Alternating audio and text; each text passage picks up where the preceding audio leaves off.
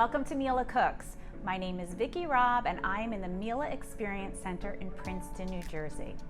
Today's recipe is kind of a twist on a calzone and a stromboli. You may remember this recipe if you've attended our virtual classes. My coworker in Coral Gables, Eliza Stern, shared with us her recipe for calzones. So I brought this recipe home to my children and kind of made it a twist on what teenage boys would like. So I hope you'll join me today and learn this recipe for a twist on calzone strombolis made at home. The first thing I want to do to get started is to preheat my oven. I'm going to preheat this on our intensive bake program. So that's using the bottom heating element with the convection fan. Because I'm using that bottom heating element, I want to make sure that I have my rack on the lowest shelf level, which is shelf level 1. If you have a pizza stone, now is the time to put it in the oven.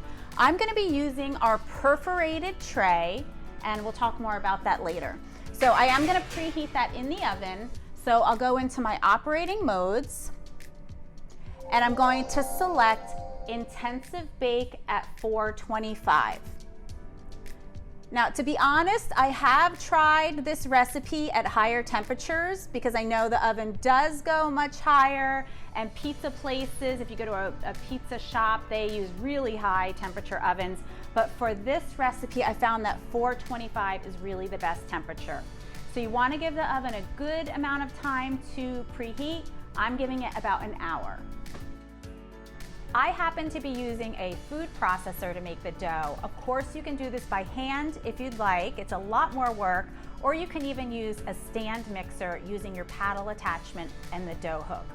But first, let's start with activating our yeast and getting some ingredients together for the dough. So I have here 1 cup of warm water. It does need to be slightly warm, but not hot. You don't want boiling water because I'm going to activate my yeast. I'm using active yeast, which means it needs to be activated. If you're using instant yeast, you can skip this step, but it doesn't hurt to add it to the warm water anyway. So I have 1 sachet of yeast. I'd have to look at the recipe to see exactly how that measures out, but it's one little satchel. And then I have 2 tablespoons of olive oil.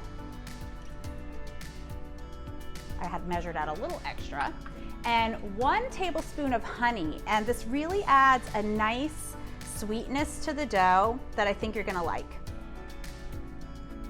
Just a little tip, if you're using measuring spoons for this and you're measuring out using a tablespoon, I always measure the olive oil first and then the honey, and then it prevents the honey from sticking to the tablespoon, which is a nice little tip. So I'm going to just mix these together and set it aside. You can set it aside for 2 to 3 minutes just to let that yeast get a little bit active. Now it's time to move over to our food processor. I have 3 cups of flour. This is all-purpose flour. You can use bread flour also. It isn't that huge of a difference. It does make it a little more of a bready texture.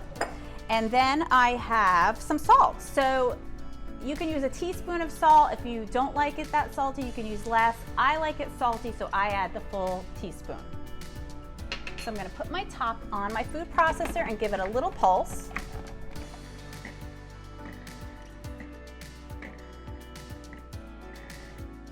Now that I have the flour and the salt really nicely combined by pulsing, it's time to add my yeast with that honey and olive oil. I did want to point out one of my favorite kitchen tools, which I was introduced to by our Miele Experience Center in Manhattan.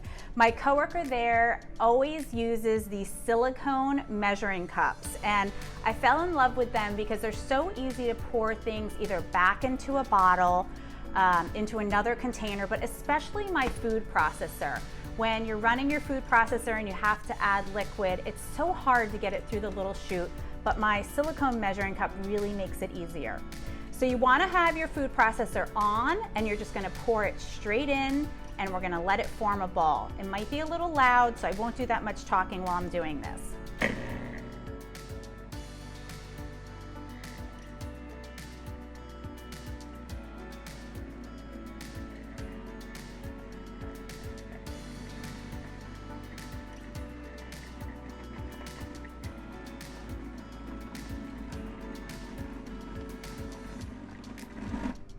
See how fast and easy that was? You could do it by hand if you want, but I will never go back to my food processor.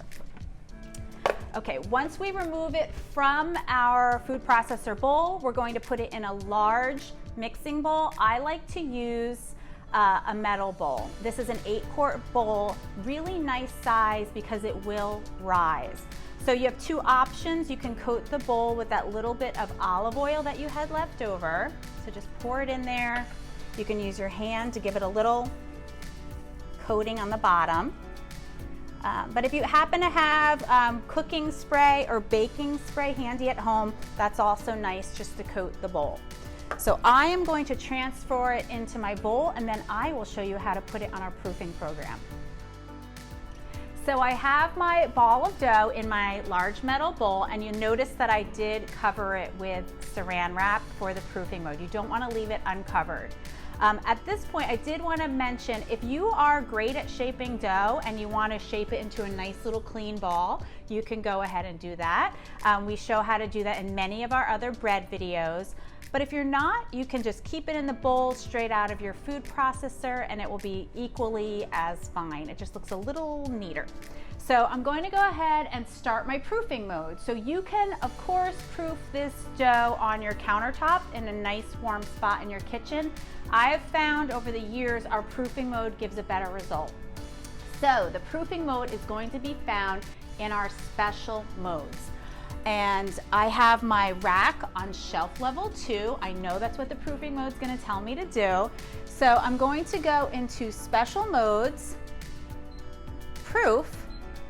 Now in my Centertronic 30-inch oven, the default is 90 degrees. Anywhere from 85 to 92 we found is that sweet spot for proofing dough.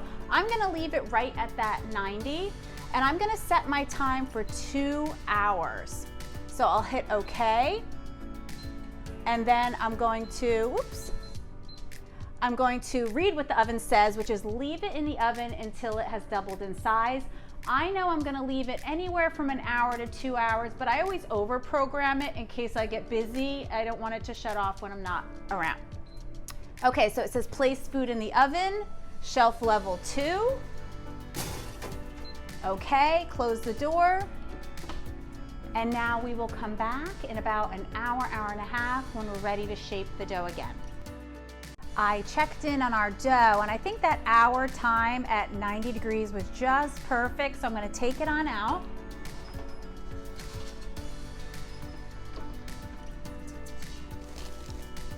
Save my plastic wrap because I'm going to reuse that. You could see though how beautifully it rose in that bowl. So let's go ahead and turn it out onto our countertop. All that beautiful rising, and now we're going to punch it down. It's part of the process. You just have to go with it.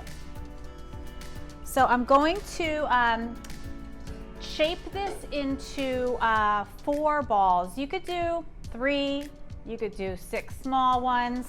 It depends how many people you're feeding and how hungry they are. So I'm going to use my pastry cutter, and I'm just going to separate this into, what did I say, 4 pieces? It's a little sticky on my hand, that's okay. And I'm going to just shape it into a loose ball. Look how sticky that is. I gotta pull this off my hands. It's natural, that's what happens. Okay, so we're gonna shape this into a little ball, each one, and they need to sit for about 20 more minutes. So I'm gonna put it on a piece of parchment paper that I've cut small enough that it's going to fit on my tray. All right, so that's 2. Just a little turn, not too crazy. You don't want to completely deflate it.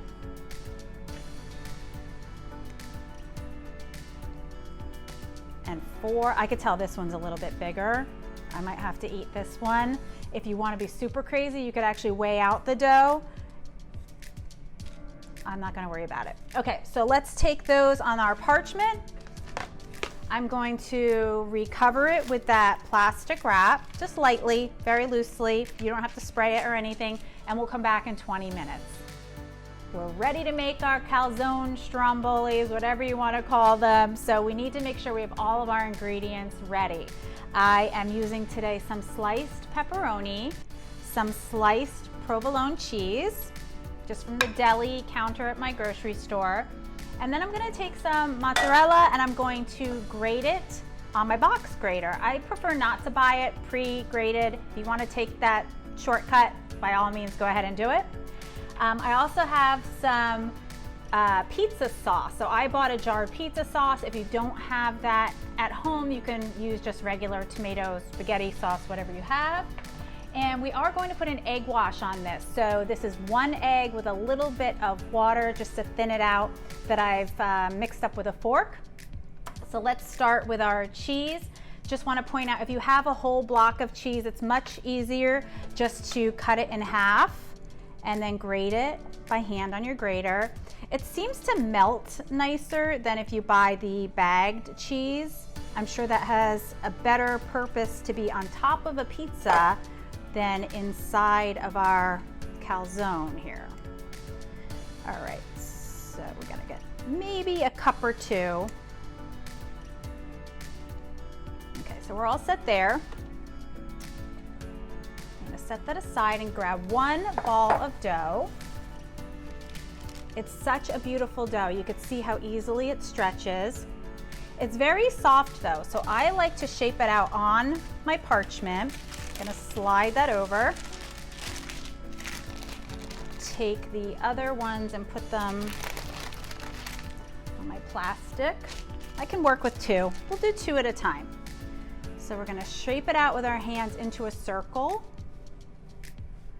Can you believe how fast, under 2 hours, actually a little over an hour, this dough, and it just stretches out so beautifully.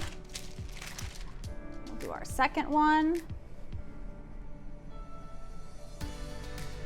Don't worry if there's a little hole in it because we're gonna cut some slits in it right before it goes in the oven anyway to give it a little vent. Okay, so now let's put our toppings on. I'm gonna start with some of the tomato sauce, my pizza sauce. I kind of put it right in the center and leave a nice border around the edges because you do need to fold the edges over.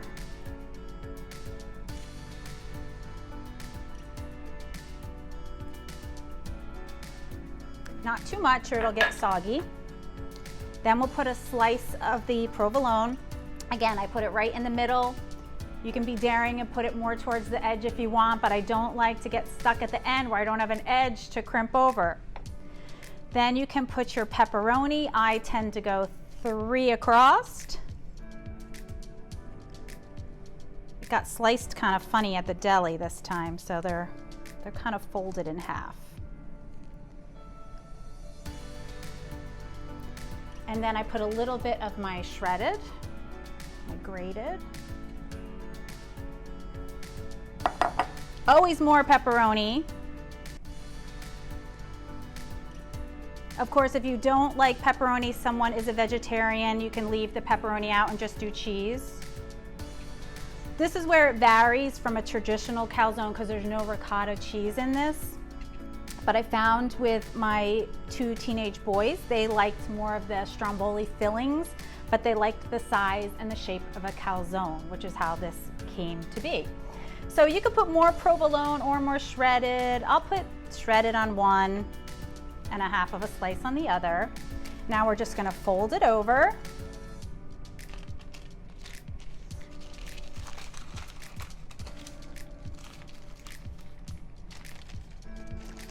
Like I told you, don't worry about the hole in it because we're gonna be making vents in it anyway. So now you want to do a double fold over on the sides, and this is something my coworker Eliza, who many of you have seen on Miele Cooks, you've seen her videos. So we're going to fold it in, not once, but twice to make sure it doesn't come open. You can also use a fork to crimp the edges if you want. I think I have a pretty good seal here today, so I'm not gonna bother.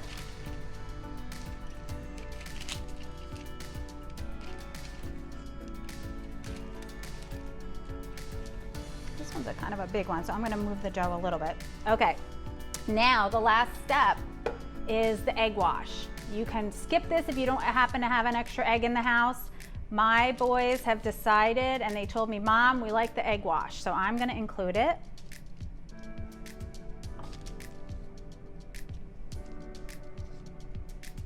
Makes them nice and shiny. Helps with a nice even browning.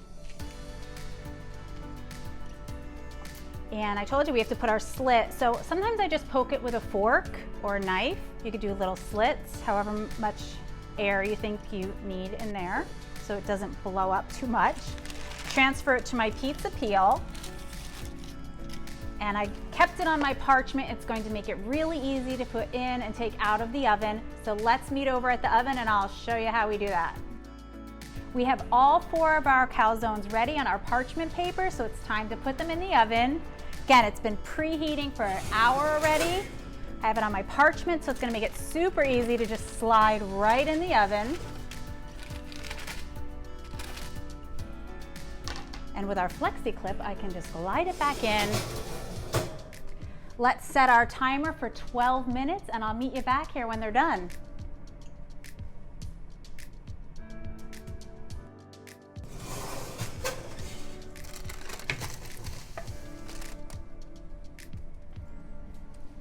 Look, in 12 minutes, the calzones that we made from scratch.